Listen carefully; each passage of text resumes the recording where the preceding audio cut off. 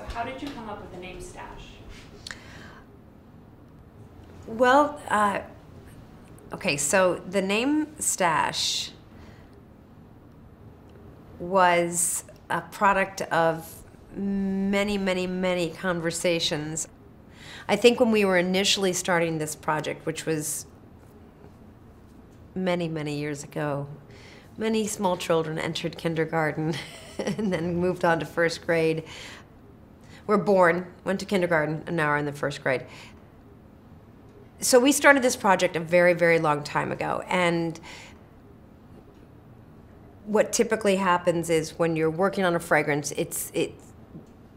usually it's the juice, it's the fragrance that dictates a name. And when we had initially arrived at what we thought was the juice for this fragrance, it was something that felt so original and so singular and unique and subversive, and it felt as if we were working on a sort of secret government project. And we passed it around to each other as if this was some sort of verboten, illegal parcel. And so I thought of the name Sтэsh because it felt so special and so valuable and so important. And all of this is silly when you're talking about fragrance, but that's how it felt. And when you're working with the sort of the level, the quality of fragrance house that helped create this, it is important, you know. So Sтэsh was born of this sense of this sort of unique, really exciting, original, precious stone that we could only offer up in secret, and it felt like so valuable that we could like only parcel it out. So it became like my Sтэsh, your Sтэsh, and the name just seemed to really suit it. So you kind of already touched upon this, but can you tell us about the inspiration and direction for Sтэsh? So after Lovely, which I've always described as, you know, really well-mannered, polite fragrance, you know, the kind of company you want at a dinner party. This is, you know, Lovely was always this fragrance that, you know, never came on too strong, but sort of very strategically left her place in the room. And so I started working on this other idea that felt somehow not disconnected to that same narrative, not completely unrelated. A family member, but something that, a fragrance that I wanted it to break rules that weren't hurtful.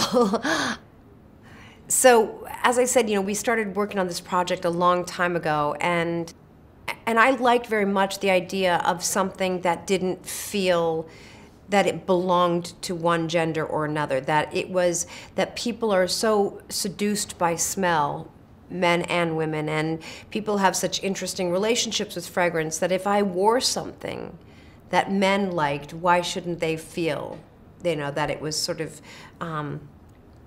not appropriate for them to purchase, at least publicly. So it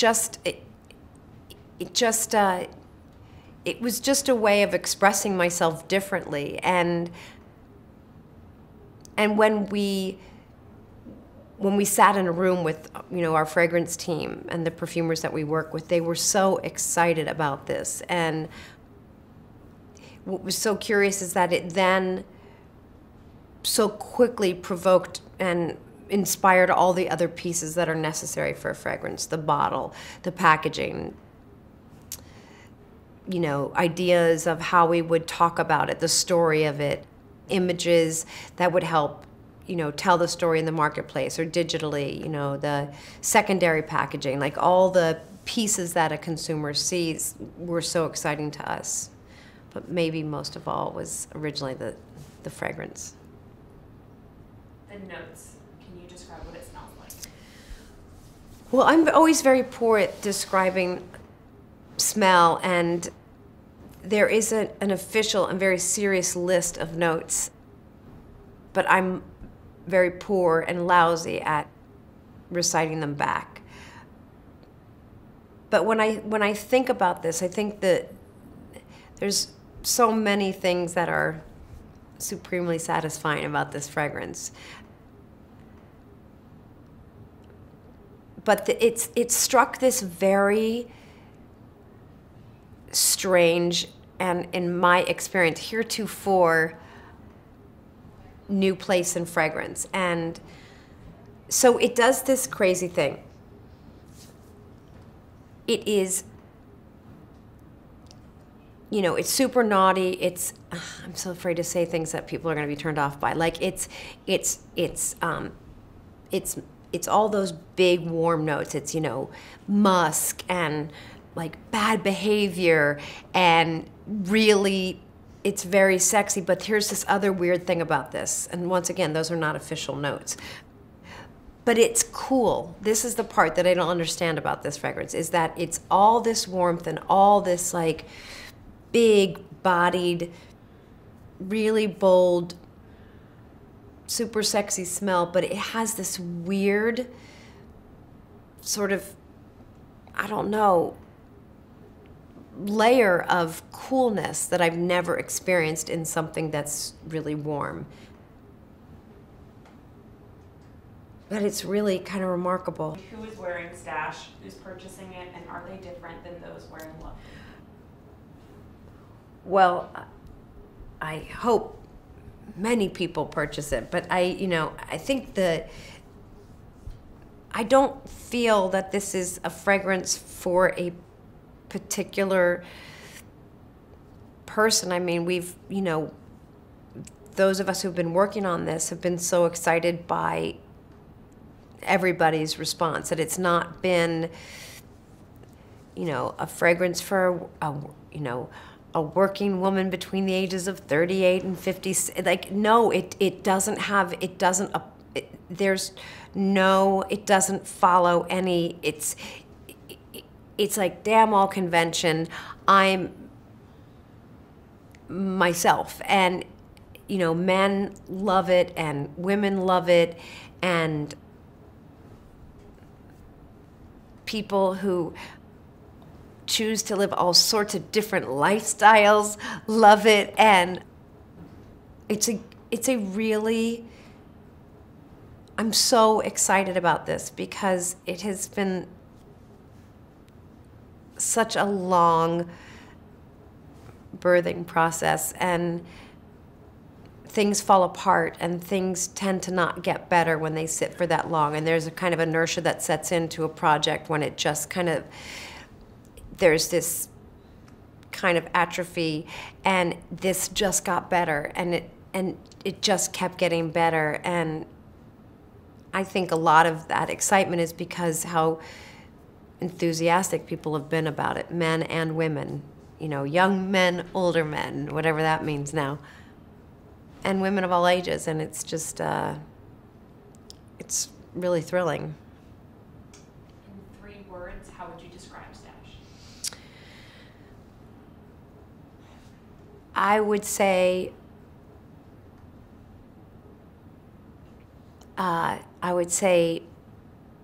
secretive, desirable. Well, I would say naughty, but that's so boring. So I'm going to say valedictorian. How does this fragrance make you feel? Well, I have so many different, I have such a strange, I have a relationship with the fragrance that, that makes me feel one way because we got there. So unrelated to its, otherworldly smell, I feel such this fragrance makes me feel such satisfaction and privilege, and I feel really grateful for everybody who never gave up and stuck around and kept going back to the, to the well to check on its well-being and maybe fix and mess and fuss with. But when I put it on, it makes me feel, I think, partly just enormous contentment that it's everything that I wanted. And also that I don't know how to put in one word, excited about its future, excited about the life it will live on other people. And I don't know, there's a Dr. Seuss book, it's called the Places You'll Go. And so I think once people smell this, the places you'll go, the bags, the briefcases, the pockets, the trench coat pockets, the backpacks, the subways, the airplanes, no one's gonna leave it behind. Tell us about the experience of shooting the campaign. How did you get into the character of your... Well, I was me, sort of, not really. Well, there have been a lot of people that have been working on this, so there has been an amazing creative team, which consists really, in some ways, it's one person who's sort of spearheaded this, which is John, who has been really the creative director of the fragrances that I've produced. I don't know how you describe fragrance. And he's sort of been so John, I kind of want to describe him because it's such an interesting thing that people probably don't realize. But all of these decisions and all of the necessary minutia and big things and small things that go into a fragrance they don't sort of magically appear and wrap themselves around liquid. There are, in most cases, I would think, really talented people who think about the bottle, the lid, the collar. I think this is secondary packaging, correct? Right? Everything. So there's all these, and in my case, I have had this extraordinarily gifted, talented person for all the years that I've been working and lucky enough to be working in fragrance. So that's John DiNapoli. So we had talked in the past few months about what imagery we wanted to create for this shoot. And I don't know, by will, just by sheer perseverance and determination and his enormous creative energy and talent, he did it. He brought sort of all these thoughts and got them into a room somehow. And we had this extraordinary photographer that we really wanted to work with, Jam Mitchell, and his amazing team. And so it felt, we all felt really fortunate to get to this day. I am an indulgent sprayer. I spray fragrance. I've been criticized. I've been made fun of. But I would say it's probably the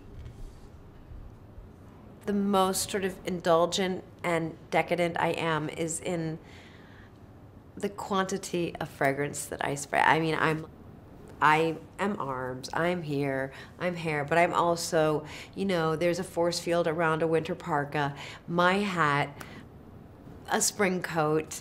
I don't know. There was some moment in my childhood where I was downwind of my mother putting on fragrance as she was getting ready to leave the house. And, I don't know, we just followed after her. There was this trail, and then we would follow after her out the door, and I loved it. I don't know, it was like such an identity thing and seemed like such a grown-up choice, and so I treat fragrance like that, like it's a part of me. I don't use it only on special occasions. It's as much a part of routine for me as brushing my teeth. And I am a toothbrusher. I brush my teeth a lot. So I, everywhere. I like it, I like it the way it smells on sweaters, in my closet, on clothing, on t-shirts. Yeah, I mean, Serge Normand, like, for photo shoots sometimes he like puts all this extra hair in and, it's all very glamorous and not realistic and very special, and he makes it much nicer, and then I pull out the hair and give it back to him, and he's like, it smells like you. Just fragrance. Oftentimes, the smell brings us back to a special time or place. Is there one scent that reminds you of something, or can you recall your first scent memory? Oh gosh, it's more related to food because, coming home from school later in the evening, especially, well, first in the Midwest. I lived in Ohio until I was about 10 or 11 years old, and then we moved to New York. But those winter, coming into a warm house when it's not daylight savings time, and it's like 4:30 or 5 or even 6 o'clock, and NPR is on, and my mother is cooking, and it's heat from steam radiators. It's immediately, for me, I'm 11 or 12 years old, and so if I feel that or smell like one or two of those things, it's very nostalgic for me. But that too is in conversations about fragrance with people, and it's been so much fun, from the time I first launched Lovely 10 years ago, talking to people about fragrance and being reminded how nostalgic that relationship is and where it takes them. And it's so interesting and fun and informative to hear about people's lives and memories and childhood, and parents are important grown-ups in a person's life, and smell and the role it plays and how important it is or it isn't important, or people think they don't have a relationship when in fact they do. And anyway,